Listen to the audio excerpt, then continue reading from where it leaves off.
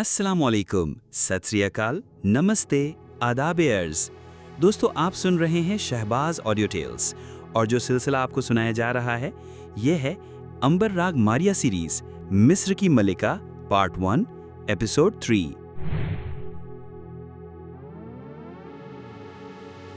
पुरस्रार मुलाकात। मलिका के जाने के बाद दरवेश अनातुल फिक्रमंद हो गया।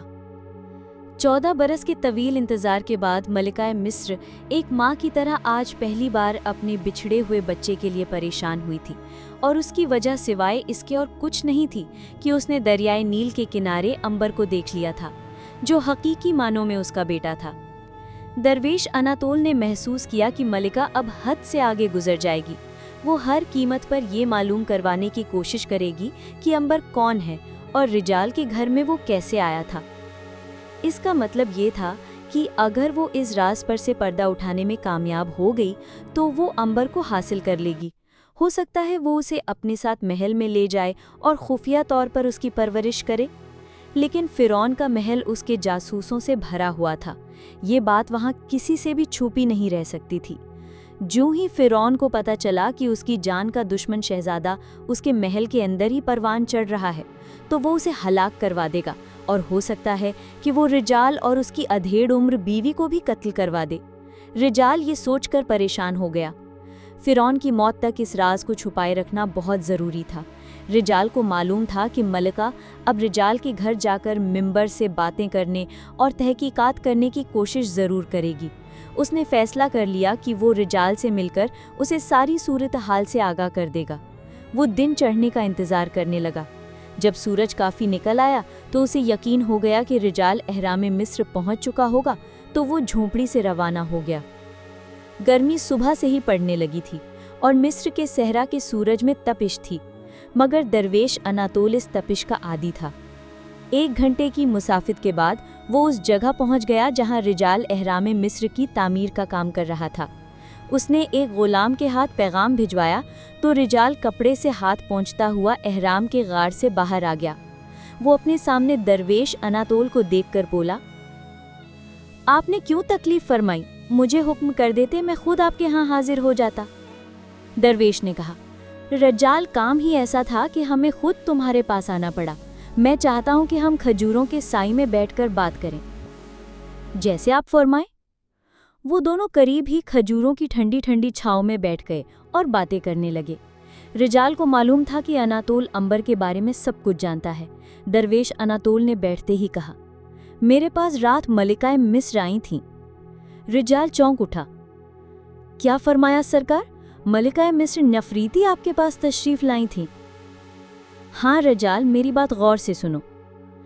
रिजाल हमातन गोश होकर बैठ गया। दरवेश अनातोल ने कहा, मैं जानता हूँ अंबर से तुमको अपने हकीकी बेटे की तरह प्यार है और तुम उसकी जुदाई गवारा नहीं कर सकते। हुजूर, मैंने अंबर को अपना बेटा समझकर पाला है। अगर उसे कुछ हो गया तो मेरे सर पर कयामत टूट पड़ेगी। इसीलिए तो मैं खुद चलकर तुम्हारे पास आया हूँ। जो कुछ मैं कह रहा हूँ उसे गौर से सुनो। मलिका नफरीती ने जब से अंबर को देखा है उसे शक हो गया है कि वही उसका बेटा है, और अब वो हर मुमकिन तरीके से अंबर के बारे में तहकीकात करने के बाद उसे हासिल करने की कोशिश करेगी। और तुम भी जानते हो कि जब किसी मुल्क की मलिका कोई कोशिश करे तो वो ज़रूर कामयाब हो जाती है।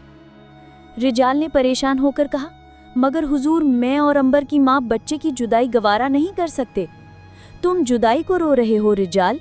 मुझे अंबर और तुम दोनों मियाँ बीवी की ज़िंदगी खतरे में महसूस हो रही है। रिजाल चौंक उठा। वो कैसे हुजूर? वो ऐसे कि अगर मलिका नफरीती को पता चल गया कि अंबर ही उसका बेटा है तो वो उसे तुम्हारे घर से ले जाएगी। वो उसे अपनी आंखों के सामने रखेगी। अंबर शाही महल में रहेगा और शाही में ये राज ज़्यादा देर तक राज ना रह सकेगा कि अंबर फिरौन का बेटा है, और फिरौन के बेटे के बारे में सबको इल्म है कि नजूमियों की पेशन गोई के मुताबिक वो अपने बाप को कत्ल कर देगा। बस फिरौन ये कैसे गवारा करेगा कि उसका कातिल उसकी गौर में परवान चढ़ रहा है? वो अंबर के साथ उन लोगों को भी तीरों से छलनी करवा देगा जिन्होंने अंबर की परवरिश की थी। रिजाल ने कांपती हुई आवाज़ में पूछा, आप सही फरमा रहे हैं मेरे आका, अब इसका कुछ इलाज भी फरमाइए, मैं क्या करूं? दरवेश अनातोल सोच में डूब गया। फिर उसने नज़रें उठाकर कहा, इस मुश्किल मसले का एक ही हल है और वो ये कि तुम किसी न किसी तरह कुछ अरसे के लिए अंबर को अपनी बहन के यहाँ मलिक शाम भिजवा दो। जब हालात मुवाफिक हो जाएंगे तो उसे वापस बुला लेना। बहुत बेहतर हुजूर, मैं ऐसा ही करता हूँ। एक बात का ध्यान रखना, अगर तुमसे कोई भी पूछे कि अंबर कहाँ है तो तुमने यही मशवरा कर देना है कि वो तुमको छोड़कर खुदा जाने कहाँ चला गया है, बल्कि कुछ रोज़ तुमने उसके गम में झूठ मूठ बीमार भी पड़ जाना है। ऐसा ही होगा मेरे आका। बस मुझे यही कहना था। अब मैं जाता हूँ, तुम कल ही अंबर को शाम की तरफ रवाना कर दो और उसके जाते ही मशहूर कर दो कि अंबर तुम्हें छोड़कर घर से भाग गया है। बेहतर हुजूर। उसके बाद दरवेश अनातोल वापस अपनी झोंपड़ी की तरफ रवाना हो गया। रिजाल ने उसी वक्त दरवेश अनातोल की तजवीज़ पर अमल करने का फैसला कर लिया। अंबर उसके साथ ही एहराम के सबसे निचले मनार में काम कर रहा था। वो नीचे आया तो अंबर ने पूछा, अब्बा जान ऊपर किससे बातें कर रहे थे? रिजाल ने असल बात छुपाते हुए कहा, शाही महल से एक हरकारा ये कहने आया था कि संगे मरमर का चबूतरा ज़्यादा ऊंचा न बनाया जाए। मैं उससे चबूतरे की नई पैमाइश ले रहा था। अंबर ने संगे मरमर पर छेनी चलाते हुए कहा, इन बादशाहों के सर में क्या सौदा समा गया है कि वो मरने के बाद भी जिंदा रहें? चबूतरा अगर ज़्यादा ऊंचा नहीं होगा तो भला क्या फ़र्क पड़ेगा? रिजाल ने कहा, ऐसा ना कहो बेटे, हम बादशाह के ग़ुलाम हैं, हमें जो हुक्म मिले उस पर अमल करना है बस। शाम को काम से फारिग होकर दोनों बाप बेटा और ग़ुलाम पोलका के घर पहुँचे तो खाना तैयार था। पोलका ने सूंघते हुए कहा, अम्मा आज मालूम होता है मगरमच्छ पकाया है। अंबर की माँ ने लकड़ी की डोई उसके हाथ पर मारकर कहा, कभी ज़बान को बंद भी रखा करो पोलका, आज तो उन्होंने मुर्गाबी चावल बनाए हैं।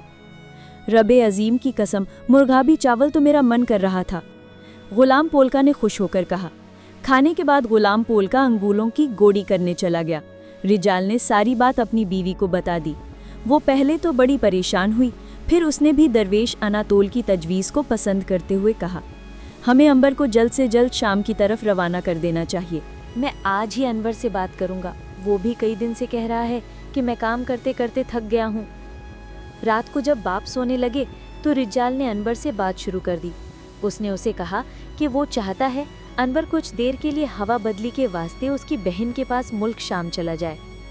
अनवर ने खुश होकर कहा, अब्बा जान, आपने तो मेरे दिल की बात कह दी। मैं तो कई रोज से चाह रहा था कि कहीं सैर व तफरी के लिए निकल जाऊं। एहराम के ठंडे कमालूद गारों ने मेरा नाक में दम कर दिया है। तो फिर बेटा अनवर, मेरी तरफ से बेशक तुम सुबह ही सफ़र पर रवाना हो जाओ। तुम चाहो तो पोलका तुम्हें छोड़कर वापस आ जाएगा। मगर अब्बा जान, आप अकेले कैसे काम करेंगे? तुम मेरी फिक्र न करो बेटे, काम तो होता ही रहता है। मैं चाहता हूँ कि तुम्हारी सेहत पर काम का बुरा असर न पड़े। कुछ अरसा शाम में रहकर तुम फिर से तरोताज़ा और शुगुफ्ता हो जाओगे।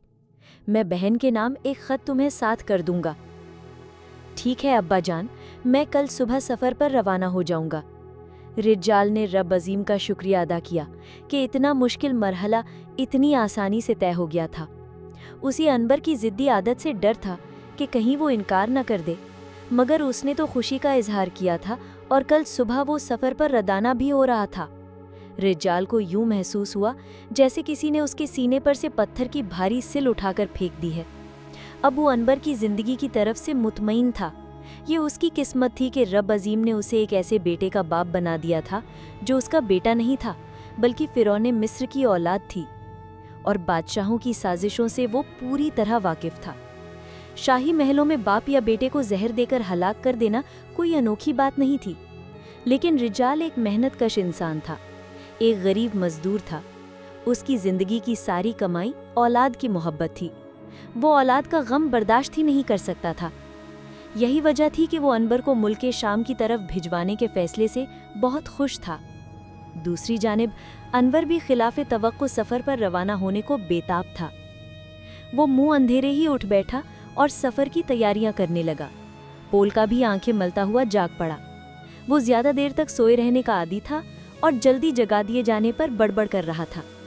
उसने कहा, मेरे आका, क्या ये सफ़र कल शाम तक के लिए मुलतवी नहीं हो सकता? रिजाल ने डांट कर कहा, बकवास बंद करो पोलका। पोलका दब कर खामोश हो गया। रिजाल तो ये भी गवारा नहीं कर सकता था कि अनवर के जहन में एक पल के लिए भी सफ़र को मुलतवी कर देने का ख्याल पैदा हो। रब अजीम का शुक्र था कि वो बड़े इन्हिमाक से तैयारियों में लगा हुआ था। अनवर की माँ ने उसके कपड़े एक थैले में रख दिए, रास्ते के लिए उसे सुलह का भुना हुआ गोश्त साथ कर दिया। पोलका घोड़ों को चारा डालकर उनकी मालिश कर रहा था और बड़बड़ाए जा रहा था। सूरज निकलने से पहले पहले दोनों घोड़े तैयार खड़े थे। बाप ने अनवर को सीने से लगाया, माँ ने सर पर हाथ फेरकर माथा चूमा और कहा, बेटे, रब अजीम तुम्हारा सफ़र हिफाजत से तय कराए। बेटा, रास्ते में पड़ाव करते जाना। फिक्र ना करें अब्बा जान, मैं बड़े आराम से शाम पहुंच जाऊंगा। रिजाल ने पोलका के कान खींचकर कहा। पोलका, अनवर की हिफाजत और आराम का खास ख्याल रखना और मंजिल पर पहुंचाकर फौरन वापस आकर हमें खैरियत की इत्तला देना। जो हुक्म मेरे आका, मगर बराए मेहरबानी मेरे कान छोड़ दीजिए। अनवर ने घोड़े पर सवार होकर कहा, खुदा हाफिज अब्बा जान, खुदा हाफिज अम्मी जान, खुदा हाफिज बेटे। अनवर और पोलका ने घोड़ों को एड़ लगाई और दोनों ताज़ा दम घोड़े खुशी से हिनहनाते हुए मुल्क शाम की तरफ रवाना हो गए। रिजाल और उसकी बीवी अनवर को उस वक्त तक देखते रहे जब तक कि वो उन्हें नजर आता रहा। आखिर जब दोनों घोड़े रेत के टीलों के पीछे गायब हो गए तो वो मकान के अंदर आ गए। रिजाल ने सुख का गहरा सांस लेते हुए कहा, अनवर एक बहुत बड़ी आफत से महफूज हो गया है। अब हमें हर एक को यही बताना है कि अनवर किसी बात से नाराज होकर घर छोड़ चला गया है और पोलका को हमने उसकी तलाश में रवाना किया है। ऐसा ही होगा। उस रोज रिजाल झूठ मूठ का बहाना बनाकर अनवर के गम में बिस्तर पर लेट गया। सारे मोहल्ले में ये बात मशहूर कर दी गई कि अनवर किसी बात पर झगड़कर बाप से नाराज होकर घर से चला गया है। लोगों ने रिजाल के घर आकर उससे हमदर्दी का इजहार किया और तसल्ली दी कि रब अजीम उसके बिछड़े हुए बेटे को जल्द मिला देगा। रिजाल ने बड़ी अच्छी अदाकारी की और वो हमसियों के सामने झूठे आंसू भी बहाता रहा।